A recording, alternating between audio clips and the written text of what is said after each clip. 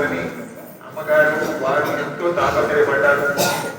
నిన్నటి పరిస్థితి మనకు చూస్తే ఇవాళ మనం భజనకి రాగలమా వెళ్ళగలమా అనే పరిస్థితి ఇంచుమించు అందరికీ ఉంటుంది.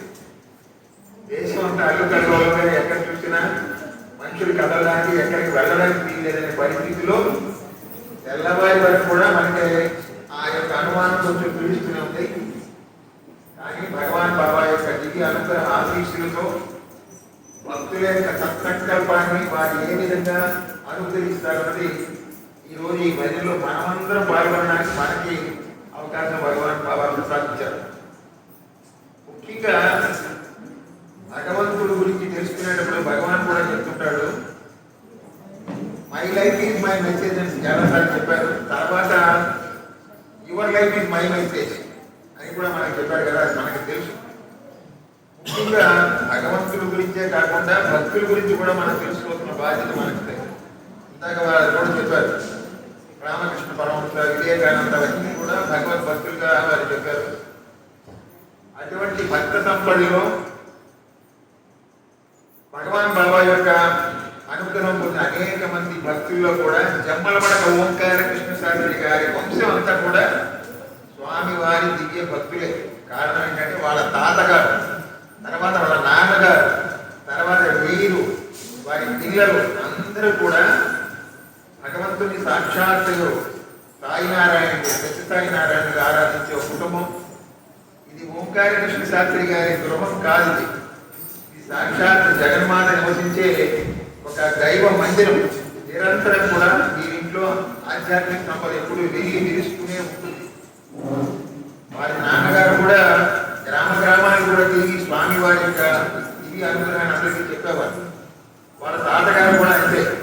ఒకసారి నాకు చెప్పారు, చిన్నప్పుడు చిన్న వయసులో కుటుంబంలో ఎప్పుడు భజనలు ఇదని జరుగుతుంటే మీరు ఉంటుంటే వాళ్ళ పిల్లవాడు కదా, అంతగా కొంచెం తెలిసి తెలియని వయసులో ఒకసారి వాళ్ళ నాన్నగారు కుటుంబం చేస్తున్నారంట.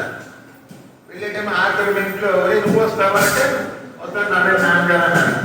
వెళ్ళారు, ఒక వారం రోజులు స్వామి లేరు, తర్వాత వచ్చారు. వచ్చిన తర్వాత స్వామి వారు వాళ్ళ నాన్నగారికి విభూతి ప్రసాదించారు. వాళ్ళ నాన్నగారు అన్నారు, దీంట్లో చూడు నీకు పెద్ద భక్తి లేదు, పట్టణంలో నీకు పాలటించలేదు, స్వామి వెళ్ళిపోయారు అని అన్నారు. మనసులో స్వామి వీరికి మళ్ళీ విభూతి ప్రసాదించి స్వయంగా చేతిలో పెడితే అప్పుడు ఈయన అన్నారు, నా భక్తి గొప్పగా నీకు అంటే ఆనాటి నుంచి ఆయన అనుగ్రహం ఆ కుటుంబ పరంగా ఉంది. ఇంకొక విషయం మనం తెలుసుకోవాల్సింది ఏంటంటే ఆయన అనుగ్రహ విశేషం ఎలా ఉంటుంది, వారి చరిత్ర కూడా మనకి సువర్ణక్షరాలతో రాయవలసిన విషయమే. వారికి ఆరోగ్యం బాగాలేదు అంటే కొంతమందికి తెలుసు, కానీ అది కూడా ఒక స్వామి లీలా వైభవంగా మనం భావిస్తారు కాబట్టి కొద్దిమందికి చెప్తున్నాను నేను. వారికి ఆరోగ్యం బాగాలేనప్పుడు హైదరాబాద్లో ట్రీట్మెంట్ వెళ్ళినప్పుడు డాక్టర్లు చెప్పారు, చాలా కష్ట పరిస్థితిలో ఉందండి, చాలా తక్కువ టైం అని వారు చెప్పడం జరిగింది. ఈయన ఏం చేశారంటే, స్వామి అదంతా నాకు తెలియదు, నా వాక్కును నాకు నిలబెట్టు, ఆ వాక్ శక్తిని నాకు ఎప్పుడు కంటిన్యూగా ప్రసాదించు, ఏం చేసుకుంటానని చెప్పారు. డాక్టర్లేమో చెప్పింది ఏంటంటే 3 నెలల టైమే, కానీ సత్యసాయిబాబా గారు ఇప్పుడు 10 సంవత్సరాల బట్టి కంటిన్యూ చేస్తూనే ఉన్నారు. ఆయన ఆరోగ్యాన్ని, ఆయన వాక్కుని, ఆయన శుద్ధిని ఇంచుమించుగా ప్రతిరోజు కూడా నాతో పాటు ఒక 10 నిమిషాలైనా బాగుండగా సత్సంగం చేస్తూనే ఉంటారు. నేను ఆఖరి భజన చేస్తున్నా, పూజ చేస్తున్నా పక్కన పెట్టేసి మీరు సత్సంగం విని తర్వాత మళ్ళీ నా కార్యక్రమాన్ని చేసుకుంటాను. అంటే ఆ సత్సంగంలో ఉన్న మహాశక్తి అటువంటిది. వీరి కుటుంబం వారందరూ కూడా నిరంతరం భగవంతుడి సేవలో ఉంటారు.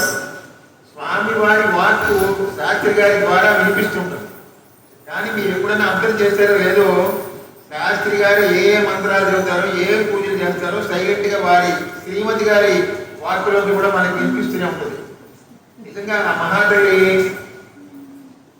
వారికి సంపూర్ణమైన స్వామి యొక్క అనుగ్రహం వీరిద్దరికీ ఉండి ఆరోగ్యాన్ని ప్రసాదించి ఇంకా ఇంకా ఇంకా ఇంకా కూడా వారి ఇంట్లో ఇంకా ఎన్నో భజనలు చేసేటట్టుగా ఆ దైవీ ప్రసాదాన్ని మనందరికీ అందించేటట్టుగా స్వామి వారు వారి కుటుంబాన్ని ఆశీర్వదిస్తూ మనల్ని కూడా